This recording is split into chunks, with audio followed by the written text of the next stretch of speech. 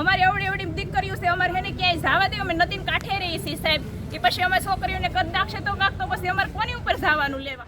સાવરકુંડલાના દેતળ ગામે દેશી દારૂના દૂષણથી કંટાળેલી મહિલાઓએ ઉગ્ર સ્વરૂપ ધારણ કરી સાવરકુંડલા રૂરલ પોલીસ મથક ગજવી મૂક્યું.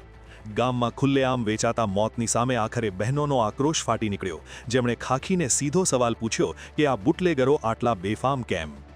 દેતળ ગામમાં બુટલેગરોનો ત્રાસ એટલી હદે વધી ગયો છે કે ઘરોમાં રહેવું મુશ્કેલ બન્યું છે. પોલીસ સ્ટેશન પહોંચેલી આ મહિલાઓએ લેખિતમાં રજૂઆત કરી છે કે જો તાત્કાલિક દારૂના અડ્ડા બંધ નહીં થાય તો ઉગ્ર આંદોલન છેડાશે. સાંભળો એક સ્થાનિક મહિલાએ શું રોષ ઠાલવ્યો. અને દારૂ પીને અમારી છોકરીઓ બેન દીકરીની ઇજ્જત લૂંટવા હોતન જાય છે અને અમારી બાજુમાં જ રહેશે. અમારા આદમી મજૂર માણસ છે, અમારે થોડું 24 કલાક એકલાને ઘેરે રહેવાય સાહેબ. અમારે એનથી છે ને ગામ મેકાવાનું છે, બીજું કંઈ નહીં. અમે બહુ ત્રાસ આવી ગયો છે હવે દારૂથી.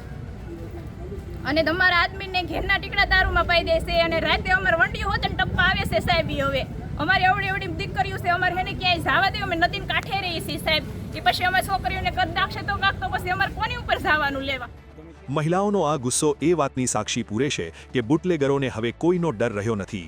સરપંચની આગેવાનીમાં થયેલી આ રજૂઆત બાદ હવે જોવાનું એ રહેશે કે સાવરકુંડલા પોલીસ બુટલેગરો પર ધોંસ બોલાવે છે કે પછી ભીનું સંકેલાય છે. આ બહેનોના હિંમતભર્યા કામ માટે એક લાઇક તો બને છે.